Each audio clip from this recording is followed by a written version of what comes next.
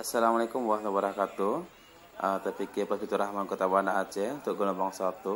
Alhamdulillah sudah usai melaksanakan kegiatan proses penyerahan rapor ataupun pembagian rapor kepada santri gelombang 1, khususnya di kelas TPK Plus Fitur Rahman Kota Banda Aceh.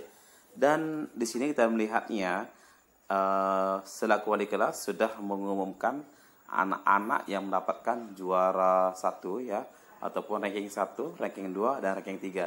Sementara ranking 4 dan seterusnya itu langsung secara individu kita sampaikan kepada orang tua anak itu sendiri.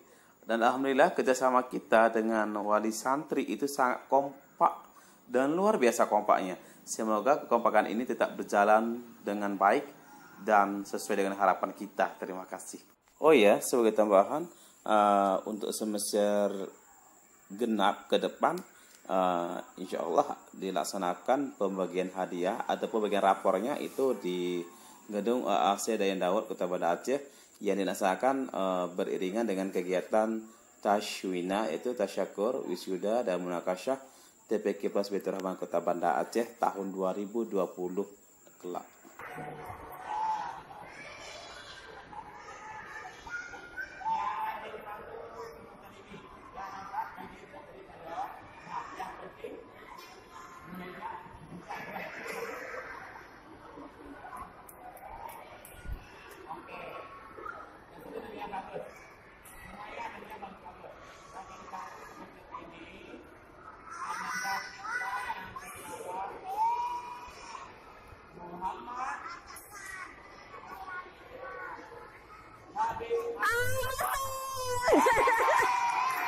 Tebakan kami betul.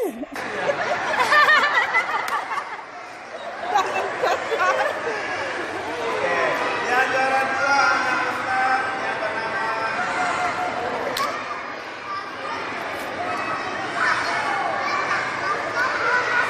Muhammad Nabil Al-Mukhtar.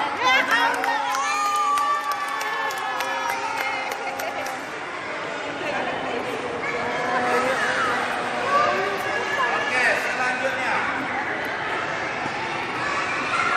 yang ranking 1.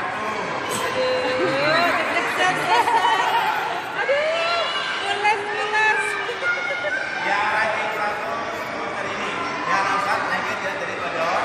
Nah, yang penting nilainya yang penting. Mungkin ada ranking kan ya? Oke. Itu nilainya bagus. Semuanya nilainya bagus-bagus. Ranking 1 semester ini anak kita yang bernama Muhammad Nabil Al-Mukhtar. Nah,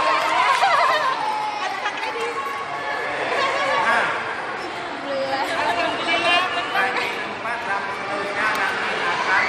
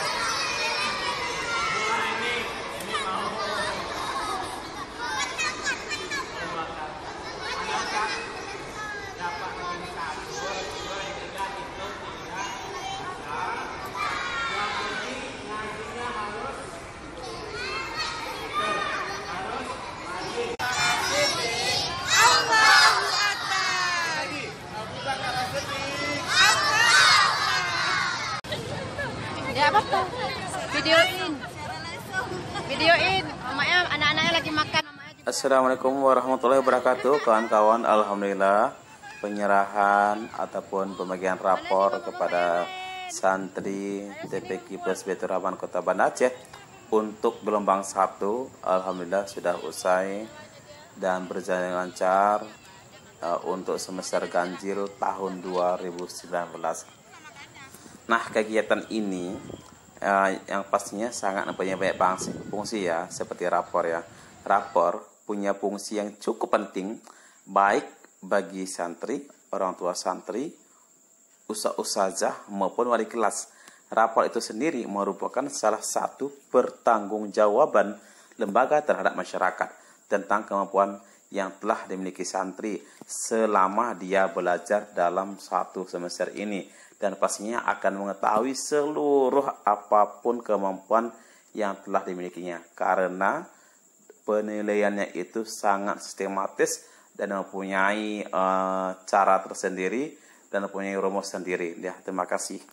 Dan fungsi rapor itu sendiri itu ya bagi setiap santri dan wali santri itu berbeda. Kalau bagi santri, fungsi rapor itu sendiri mengetahui kemajuan hasil belajar diri sendiri beserta konsep-konsep ataupun teori-teori yang belum dikuasai. Bahkan memotivasi diri untuk belajar lebih baik, memperbaiki strategi belajar dan cara-cara yang lain untuk bisa lebih maju. Nah, kalau bagi orang tua santri, ya fungsinya mengetahui perkembangan anaknya sendiri, sehingga orang tua dapat membantu anaknya belajar dan memotivasi untuk meningkatkan hasil belajar dan melengkapi fasilitas belajar di rumah agar lebih maju juga. Dan bagi wali kelas itu sendiri, ya fungsi rapor, melalui rapor wali kelas dapat menentukan dan dapat mengetahui kekuatan dan kelemahan santrinya dalam kelas yang dia punya, dan wali kelas dapat menentukan strategi dalam pengelolaan kelas yang menjadi tanggung jawabnya agar lebih bagus dan lebih baik lagi demi tercapainya proses belajar mengajar yang lebih efektif dan efisien. Terima kasih, semoga bermanfaat dan wassalamualaikum warahmatullahi wabarakatuh.